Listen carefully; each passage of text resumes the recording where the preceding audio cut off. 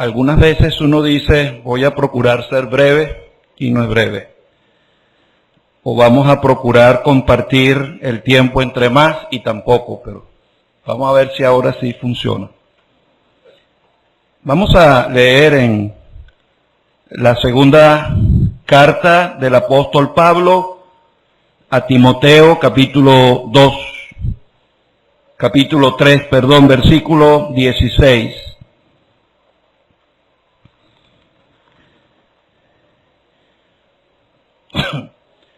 Toda la Escritura es inspirada por Dios y útil para enseñar, para redarguir,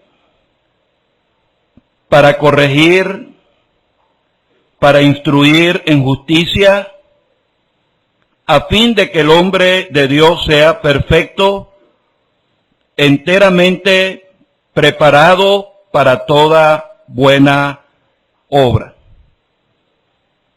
Hasta allí está bien, esperamos que el Señor bendiga su palabra. La segunda carta que el apóstol Pablo le escribió a Timoteo muestra lo que había en el corazón del apóstol Pablo. En otras cartas,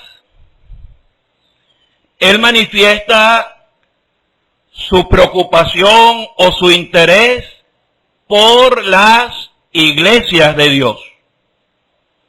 Y en cierta forma, la primera carta que el apóstol Pablo le escribe a Timoteo, el énfasis está en la casa de Dios. Pero en esta carta el apóstol está manifestando también el interés y la preocupación por los hombres de Dios. Es importante, hermanos, orar por las asambleas, para que el Señor mantenga a las congregaciones en el marco de la doctrina. Pero también es tan importante orar para que el Señor levante verdaderos hombres de Dios, varones de Dios, creyentes que lleguen a ser útiles para la gloria de Dios y para el bien del pueblo del Señor y de los que todavía no son del Señor. En esta porción que hemos leído, creo que el apóstol quería impresionar, dejar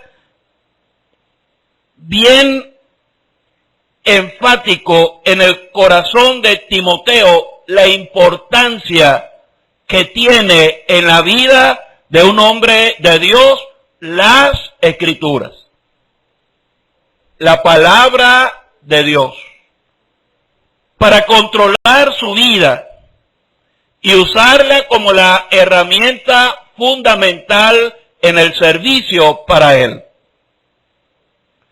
Hay tres aspectos que el apóstol está tocando cuando él dice toda la Escritura es inspirada por Dios. En primer lugar, él hace énfasis en la autoridad de las Escrituras. ¿Por qué? Porque toda la Escritura es inspirada por Dios. Allí está la palabra que debe regir nuestra vida. Pero entonces el apóstol habla de la utilidad de la Escritura. Y él menciona 4 aspectos para enseñar, para redarguir, para corregir, para instruir en justicia. Y cada uno de estos aspectos tiene dos caras. Para enseñar, porque la Escritura me enseña a mí. Pero también la Escritura me enseña a mí cómo enseñarla. Y cuando uno va leyendo las Escrituras, va descubriendo cómo es que yo debo enseñar las Escrituras. Y no voy a entrar en detalles, pero si queremos predicar bien o enseñar la palabra de Dios, bueno, la palabra de Dios nos dice cómo hacerlo. De la misma manera, para redarguir, ella me redarguye a mí, pero también me dice cómo debo yo redarguir a otros. Para corregir, ella me corrige a mí, pero también me dice cómo debo yo corregir a otros. Por ejemplo, el Señor habló de cuando uno ve la paja en el ojo del hermano. Pero el Señor dice, fíjate bien que tú tienes una viga en tu propio ojo. ¿Cómo puedes tú corregir a otros cuando tú mismo estás cometiendo cosas hasta peores? Estaba aquella mujer presentada delante del Señor y estaban allí diciendo, mire, la ley dice que hay que apedrearla. Y el Señor con calma se levanta para decir, bueno, el que de ustedes esté sin pecado, sea el primero en arrojar la piedra contra ella. Entonces, la palabra me corrige, pero al mismo tiempo me dice cómo debo yo corregir a otros. Y con relación a la instrucción en justicia, igualito, ella me instruye a mí, pero también me dice cómo debo instruir a otros. Y cuando uno va leyendo las Escrituras, descubre eso. Eso es útil para el hombre de Dios, porque al final el apóstol dice, a fin de que el hombre de Dios sea perfecto. Esa es la finalidad. Equipar y preparar al hombre de Dios para el desarrollo de su servicio, para que el hombre de Dios sea perfecto y enteramente preparado, que no le falte nada para toda buena obra. Yo quiero mencionar brevemente lo que la Biblia nos enseña acerca del verdadero hombre de Dios. Y cuando uno habla aquí del hombre, también está hablando de la mujer de Dios. Porque la palabra de Dios nos dice a quién es que utiliza Dios en su servicio. Primero, hermanos, las Escrituras nos enseñan que Dios utiliza en su servicio a los que ya están ocupados. Llamó a Gedeón y estaba ocupado, sacudiendo el trigo en el lagar. Llamó también a Eliseo, y Eliseo estaba ocupado con una yunta de bueyes. Llamó a David, y David estaba ocupado cuidando las ovejas de su padre. El hombre de Dios se caracteriza porque no es flojo, no es negligente en las tareas aún seculares que le toca realizar. Es un hombre o una mujer responsable. Y ese principio lo aplica el apóstol Pablo cuando él habla de los ancianos. Y él dice, si no gobierna bien su casa, ¿cómo va a cuidar de la casa de Dios, de la iglesia de Dios?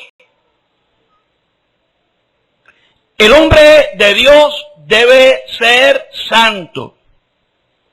El apóstol le recuerda en una de estas cartas a Timoteo acerca de la necesidad de limpiarse de cosas para que sea un instrumento útil en las manos de Dios. Dios no utiliza a creyentes que estén en pecado,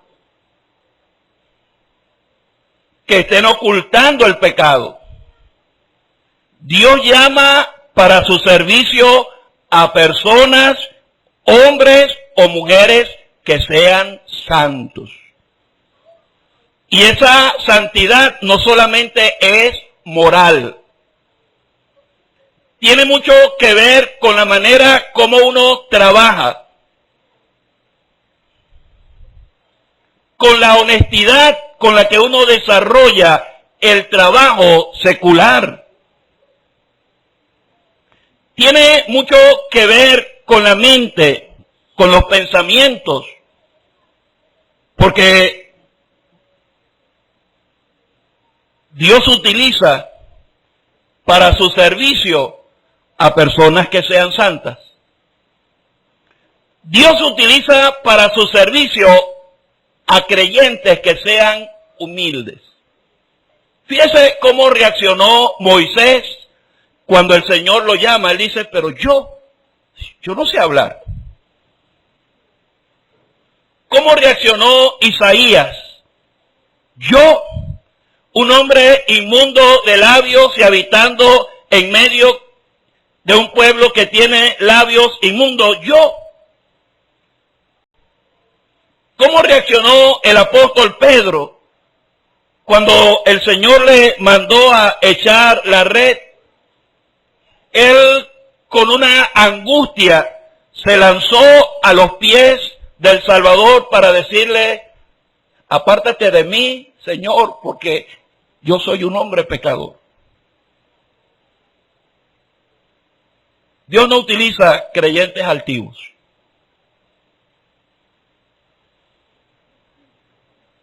Que tienen un concepto más elevado de sí mismo que el que deben tener. Dios no utiliza a creyentes que menosprecian la palabra de otro hermano, porque no sé qué estarán pensando, solamente quieren oír griego o hebreo o algo que les eleve hasta el cielo y menosprecian o pueden menospreciar al creyente que habla sencillo. Eso es altivez. Y Dios no utiliza en su servicio a creyentes que sean altivos. Esa es una de las características que tenían aquellos a quienes el Señor llamó. Eran humildes, eran sencillos. Personas, como oímos hoy, que no pensaban que eran dignas de hacer algo para el Señor.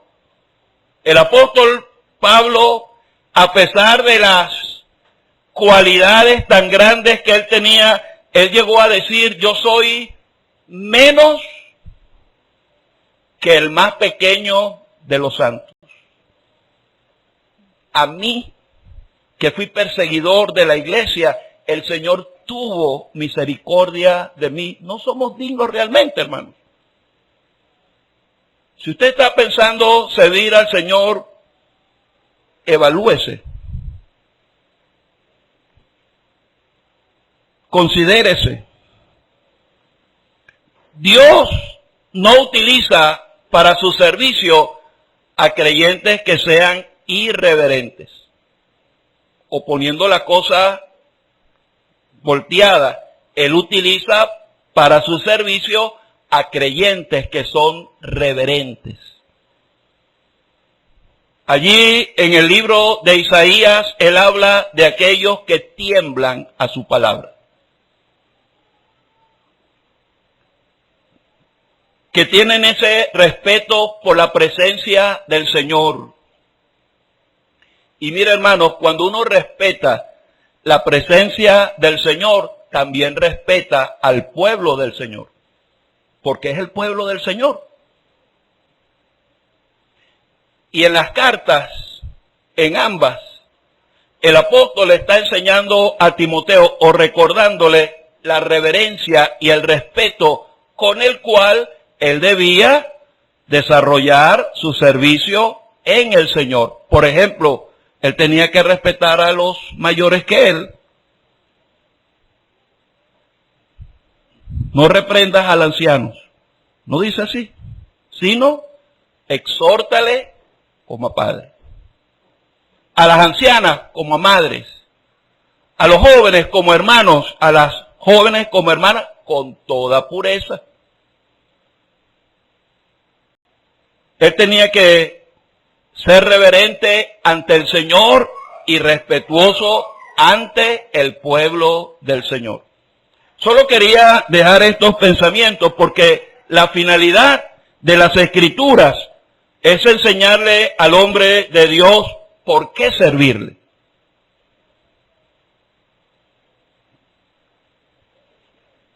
Le servimos porque Él es el Señor. Pablo apenas se convirtió, Señor, ¿qué quieres que yo haga? El hombre de Dios entiende en qué debe servirle. El campo o el tipo de servicio que debe realizar para el Señor, porque para cada creyente Él tiene un determinado campo de servicio. El hombre de Dios también entiende para qué servirle. Para la gloria de Dios, hágase todo decentemente y con orden. Y el hombre de Dios entiende con qué servirle. En primer lugar, hermanos, las Escrituras. Debemos servirle con oración. Debemos servirle con gozo. Y debemos servirle con nuestros cuerpos, con nuestras almas, con nuestros espíritus. Todo nuestro ser al servicio de aquel que nos amó y se entregó a sí mismo por nosotros. El Señor nos ayude y oremos para que sea el Señor el que siga levantando verdaderos hombres y mujeres de Dios en su mies. Que el Señor bendiga su palabra.